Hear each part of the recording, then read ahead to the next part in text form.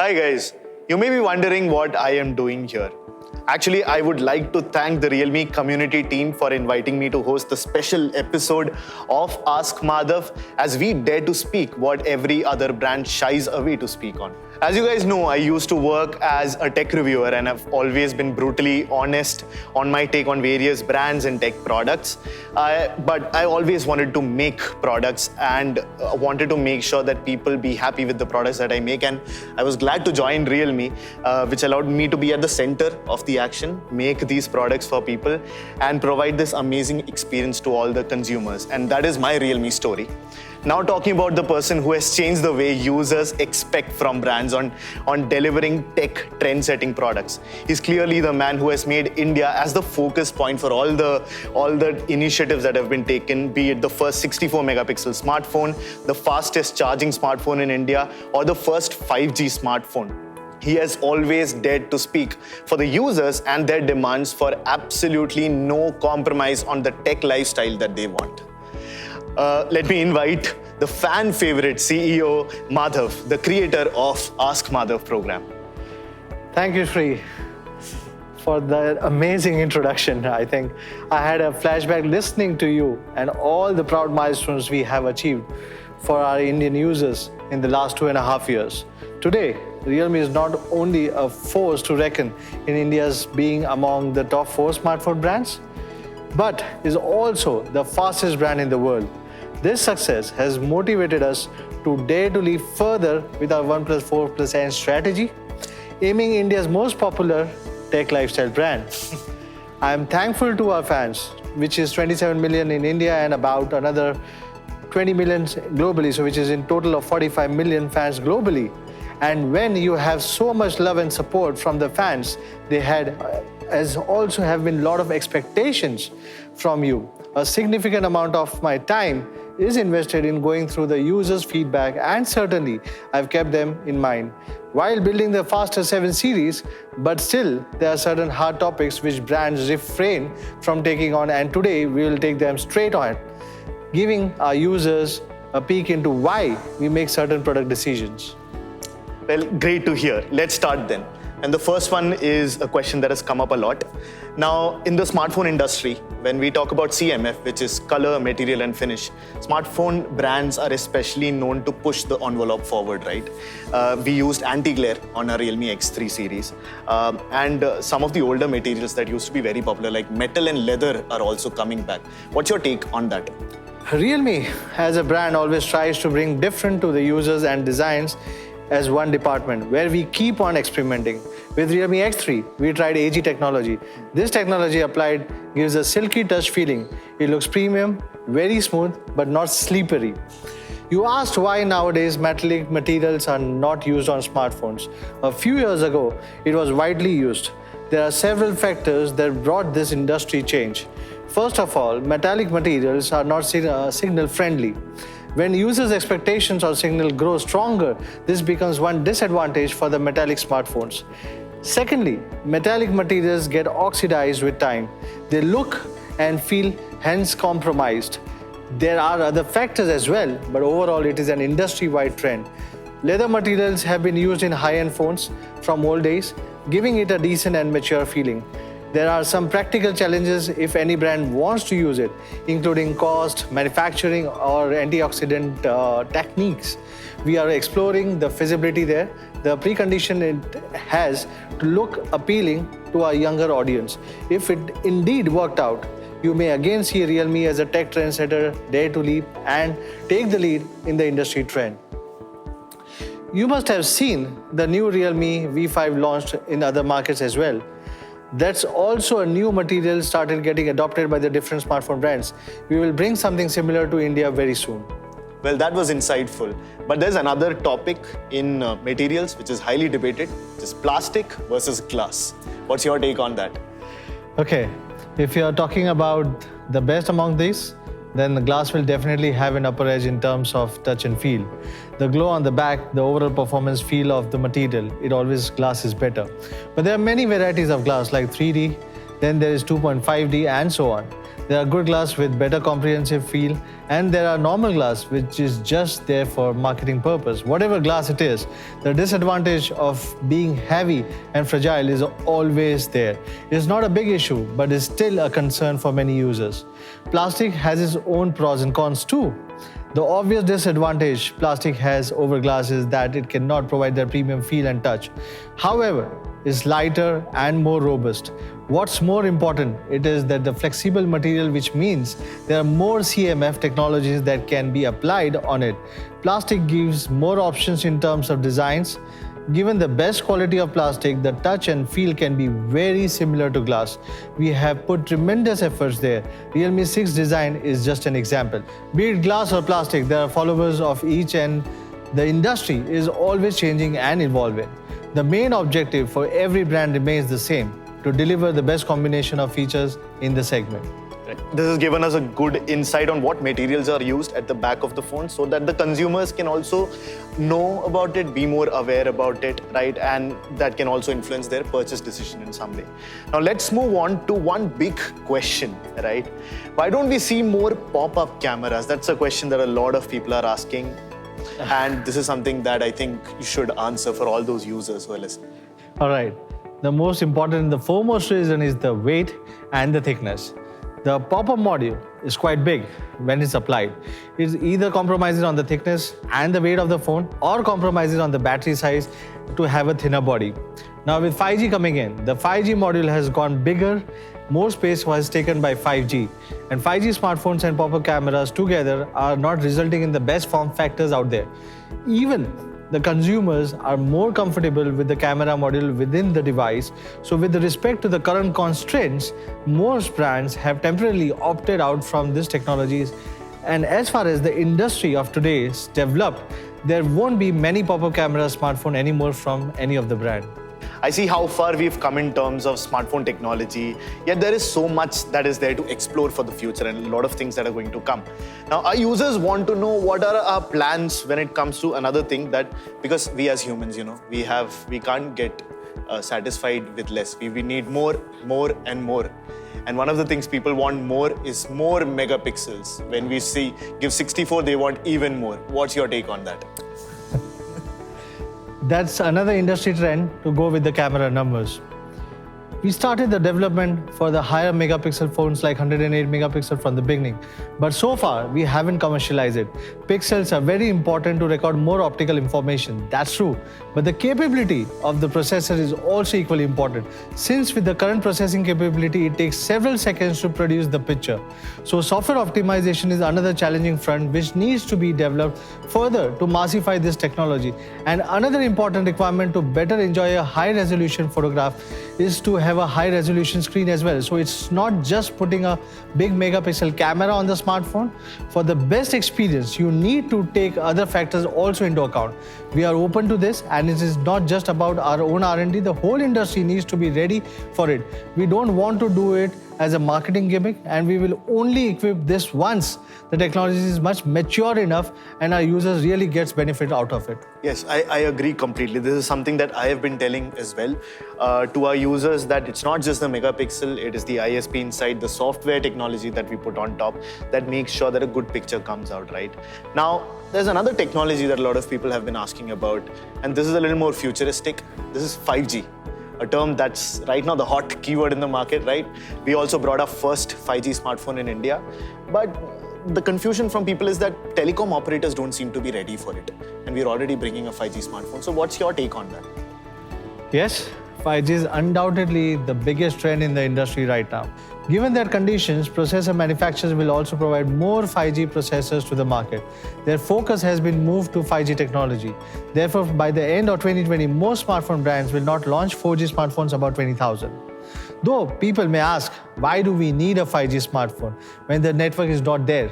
Well, there's nothing wrong to be future ready, and more importantly, you are not buying just a 5G smartphone, and not just because it is a 5G ready, but also because the processor itself is very powerful and efficient. So consider 5G as a value add.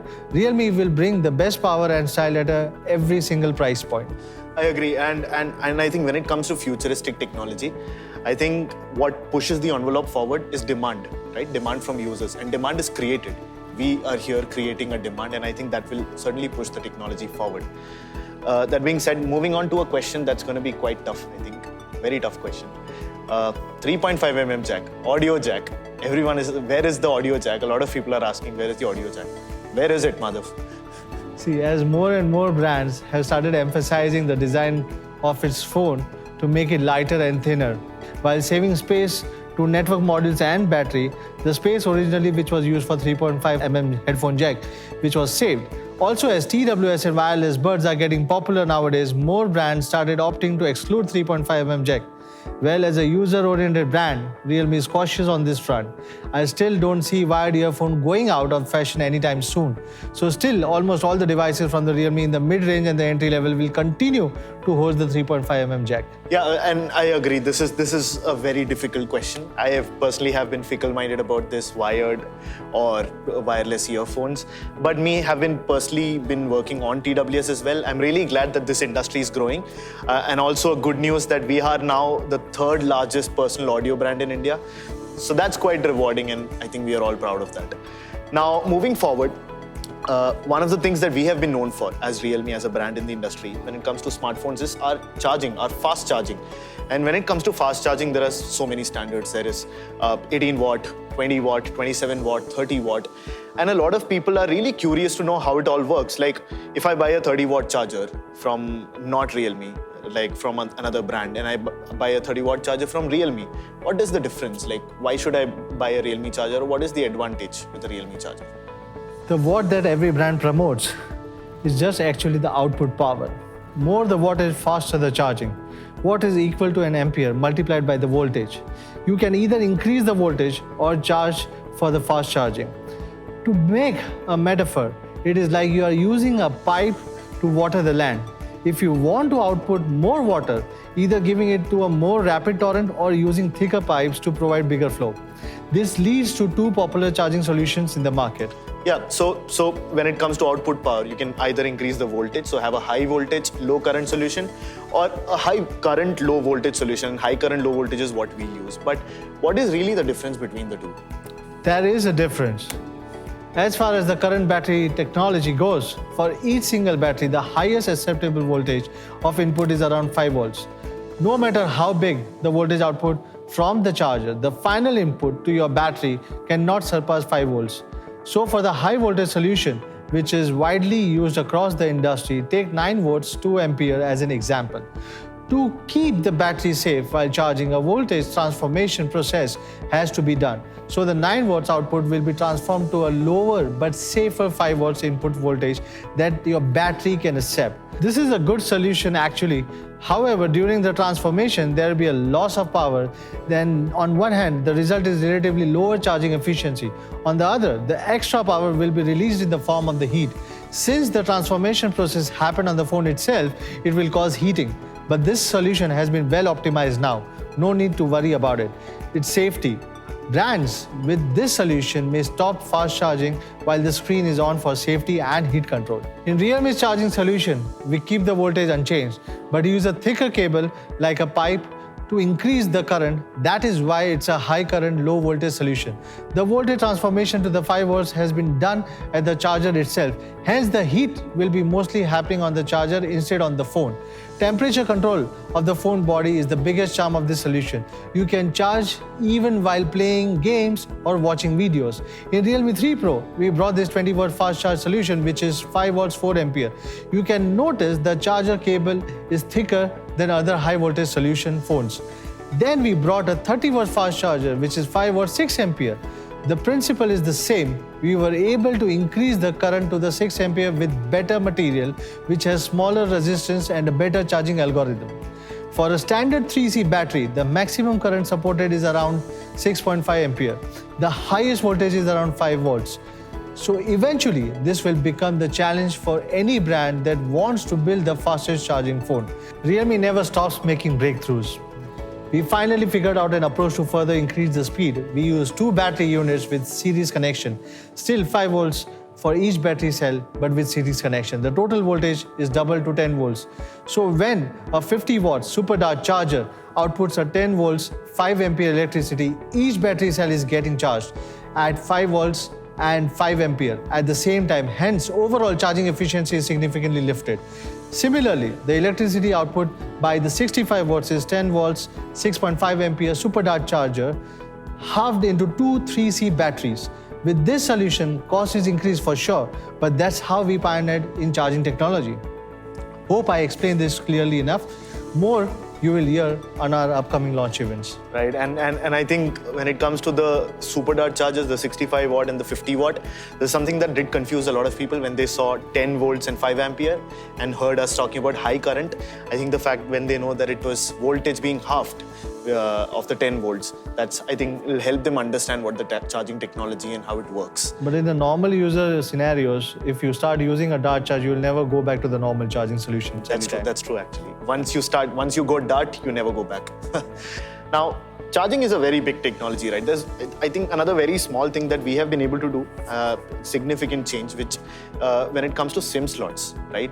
And we've always provided triple SIM slots, not gone to hybrid slots. And people really like that move. And what do you have to say to the users about that triple SIM slot? Actually, this is a unique thing which is found in India mainly. According to the survey data and the feedback from the market, the actual usage is decreasing. With bigger inbuilt storage, the necessity for 3 slots is not that important as before.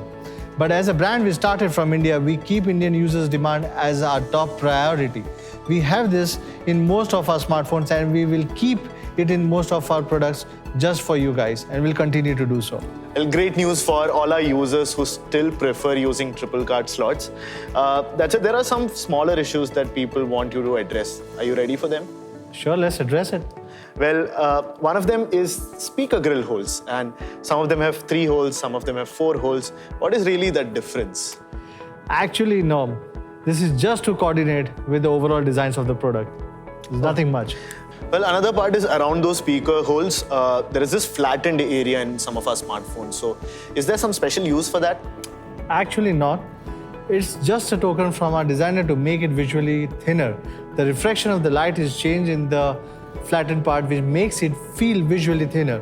It's not a must. Designers have their own take on the product they are designing, but Realme has always put a great emphasis on audio experience, be it a larger bass driver on our earbuds or quad speakers on our TV or Dolby Atmos on Realme smartphones.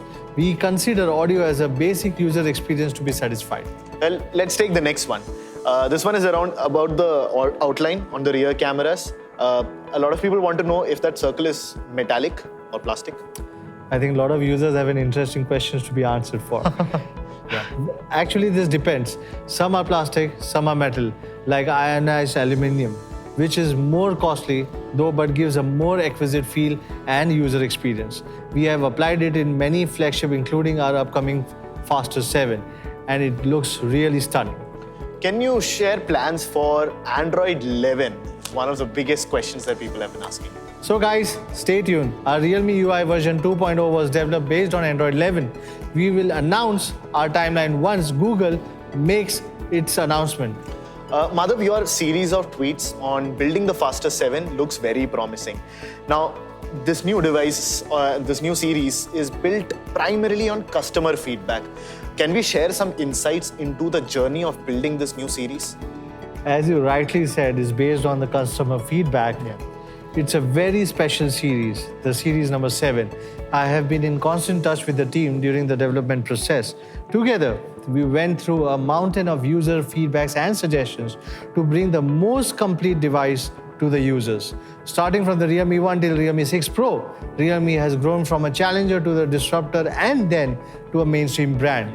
We must have done something which is very right to become the world's fastest growing smartphone brand, and we shall continue with it on Realme 7 series. Few highlights of our Realme Faster 7. They are the India's fastest charging smartphone.